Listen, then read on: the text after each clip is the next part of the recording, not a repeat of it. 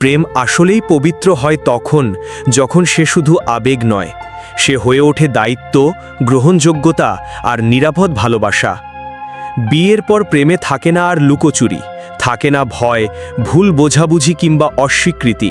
থাকে শুধু দুজন মানুষ যারা একে অপরের হয়ে উঠেছে হালালভাবে, স্বীকৃতভাবে। এই প্রেমে শরীর নয়, হৃদয় মুখ্য হয়। দৃষ্টিতে লজ্জা থাকে, স্পর্শে থাকে দোয়া, আর প্রতিটি কথায় মিশে থাকে আল্লাহ যেন আমাদের একসাথে রাখেন চিরকাল।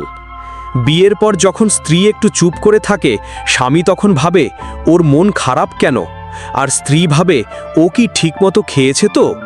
এই ছোট ছোট যত্ন, প্রশ্নহীন বিশ্বাস একটি প্রেমকে শুধু গভীরই করে না, একে করে তোলে ইবাদতের মতো পবিত্র।